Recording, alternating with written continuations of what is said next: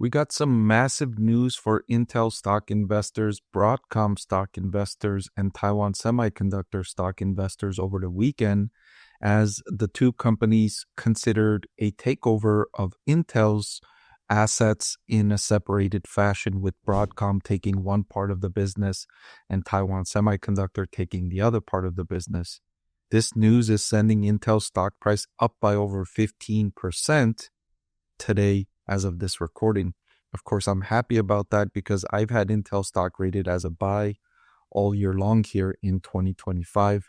But I can't take credit for that because I also had Intel stock rated as a buy all year long in 2024, and it disappointed significantly. It was down significantly when the market was up by 20-25%. Intel stock was down 30, 40, 50% in 2024. So I'm glad to see this recovery, but it needs to do a lot more for me to break even on my Intel stock recommendation.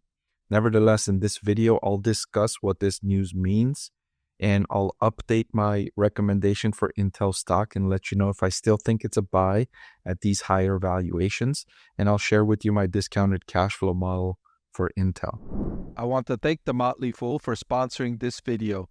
Visit fool.com/Parkev for the 10 best stocks to buy now. All right, so first let's go over the news that was reported by the Wall Street Journal, saying that Intel's rivals TSMC and Broadcom are eyeing potential deals that would break up the American chip-making icon in two. Of course, this has been the main argument with Intel. A lot of investors, there's actually two sides of this. One camp of investors says that Intel should break itself up in two, separating the design part of the business from the manufacturing part of the business. That's really the trend of these semiconductor companies, these fabrication companies.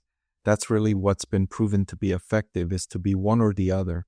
There hasn't really been a story of success with the company that does both, right? Taiwan Semiconductor has achieved great success by focusing just on manufacturing.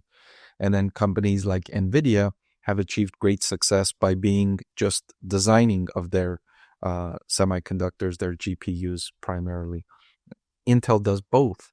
And so investors are saying they should split up. They should do what is in fashion right now. And there's a reason why it's in fashion right now, is because you're able to focus your energy on one part of the business and not be trying to do two things at once, two very difficult things at once, right? Doing any of these two is an incredibly complex business model to begin with.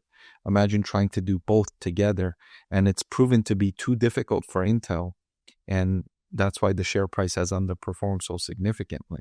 So Broadcom is eyeing and examining Intel's chip design and marketing business.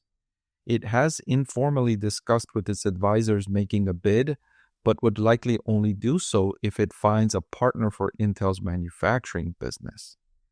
So they won't go after the entire business. They'll go after one part of the business if they can find a partner like Taiwan Semiconductor, which will take the other part of the business. Of course, you can see shares of Intel now up 16% as I'm recording this video. So simultaneously, Taiwan Semiconductor is studying controlling some or all of Intel's chip manufacturing facilities as part of an investor consortium or some other structure that allows them to take control of these facilities. Of course, there are some geopolitical concerns. The manufacturing assets of Intel, most of which are based in the United States, and there's concerns, and the US wants to enhance their capabilities in chip manufacturing.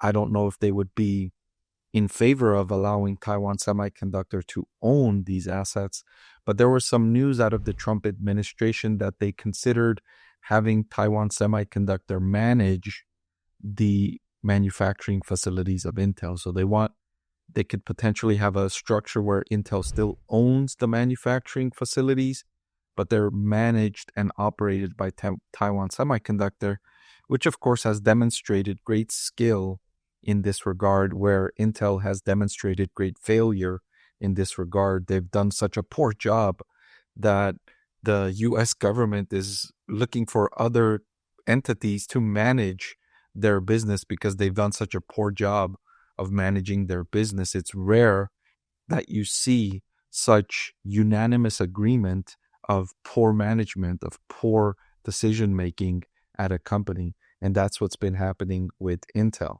Of course, like I mentioned, I've had Intel stock rated as a buy since the beginning of 2024, and it performed terribly in 2024. I reiterated my buy recommendation for Intel for 2025. I last updated it on January 30th, letting everyone know I still thought it was a buy. So I'm happy to see the stock price is recovering and bouncing higher. That said, I still think there is upside in Intel stock. My intrinsic value per share has it worth $36 a share. It's currently trading at $27 per share. So there's $9 of upside remaining here for Intel stock, or roughly 33% according to my intrinsic value calculation. And then when I measure it on a forward price to earnings basis, it also looks cheap in that regard. Intel has invested tens of billions of dollars in the manufacturing part of its business in recent years. So their technology is now catching up to rivals. They have yet to reap the benefits of those investments. The CEO was forced out late last year in the middle of making these investments before the benefits were ripe for reaping. But now the price has improved, but it's still undervalued. And that's one of the reasons why companies like Broadcom and Taiwan Semiconductor could be interested, is because they would be getting this business. They would be getting the assets at a very low valuation because they've been so poorly managed. And so they can come in and take these valuable, lucrative assets, buy them at rock bottom prices, and then proceed to improve the value with better management. Both Broadcom and Taiwan Semiconductor have clearly managed their businesses miles ahead of the way Intel has managed its business. And there has been wide agreement that Pat Gelsinger was the right person for that job at Intel. And now they're left with temporary CEOs. And it's under question if they can find another CEO to be as qualified as Pat Gelsinger was. So the question marks surrounding management have only increased since the CEO has been ousted. So by making these moves, selling the assets or having them be controlled or something that improves how these assets are managed, it could enhance a lot of and unlock a lot of shareholder value. So great news for Intel stock investors, to be sure. Hopefully there's more to this than just rumors. Hopefully there's a solution to how poorly this company has been managed in recent years. Hey everyone, I'm excited to announce that my book is finally available for sale. I've been working on it for more than a year now, so I'm really excited to finally share this with you now. It goes through my framework for evaluating stocks. Some of you often ask why I like this stock or why I like the other stock, and this framework provides you the things that I look at when I'm evaluating stocks. I've added the link in the description below.